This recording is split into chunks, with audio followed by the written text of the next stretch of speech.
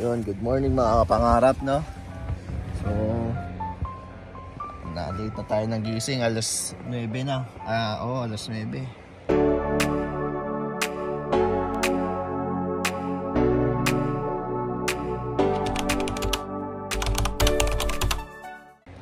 Ayan na ang ating pwesto dito, maaga na, sarap. Sakto lang. And pack up, ready na tayo. Tayo ay mag-aalmusal na. Alright, medyo mahangin kanina, alas 5.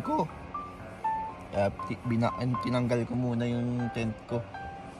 Kasi nahangin, ang lakas. Yung mga tent na, nahangin din yung iba eh. Pero okay, malamig. Kaya, yun.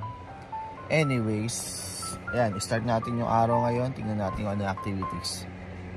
Alright, ligpit lang ako dito. Papapack up na rin ako. At least maganda-ganda ang ating pwestuhan mamaya. Alright. Papatugtog na rin sila ron eh. Ayan, ang lakas ng hangin, no? Ayan, almusal. Alright. Tayo naman, labas na tayo.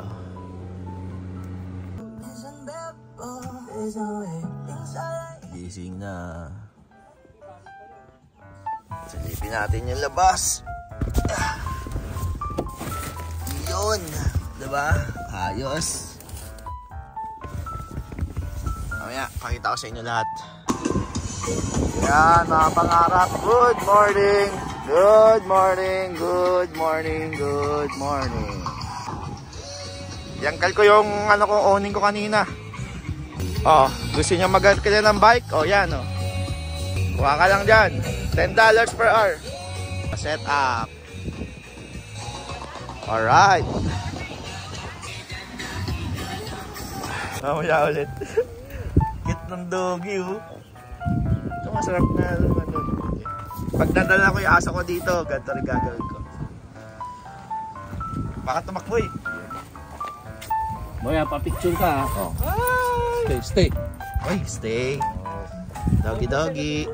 Hindi. Doon sila sa camper, ako lang dito. Ako. Ayos na. Mas importante ito kaysa sa akin. Military style eh. Oops. Thank you.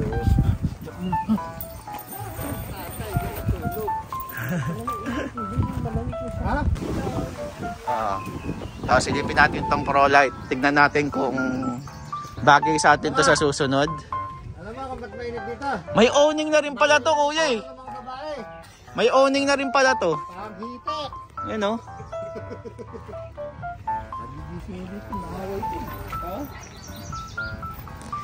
Sakto na to. Panghila natin sa susunod.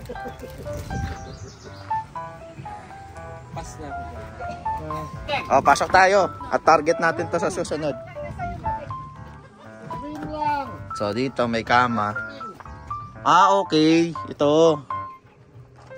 Isa, dalawa, kasya rito. Dito, 3, 4. Tapos ito yung banyo. Tapos ito yung... May tao ba? Ito yung CR. Tapos recta. Okay na rin ha. Rektahan na rin to. Tapos ito, lutuan. Ito lutuan dito. Ay, ano ba to? Heater? Rep. May rep pa. Microwave. Microwave, may radyo pa. Heater, ito. Aircon heater. Okay to. Pwede. Pwede.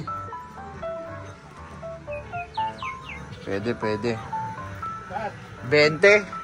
128 bi-weekly. Pwede na. Puntahan naman natin yung kapitbahay natin. Gusto ko rin makita ito eh. 2 kwarto.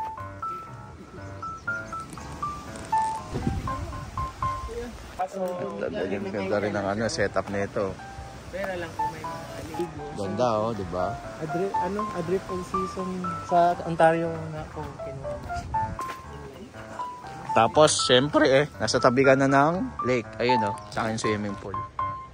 Ayun na yung lake eh. Ganda position din tong area na to. Anong number nito kuya? Ano to? Yung Iten. Iten. Maganda kasi tabi ng lake eh. Ayun o. Kita mo na yung lake. Lakas ang hangin kanina.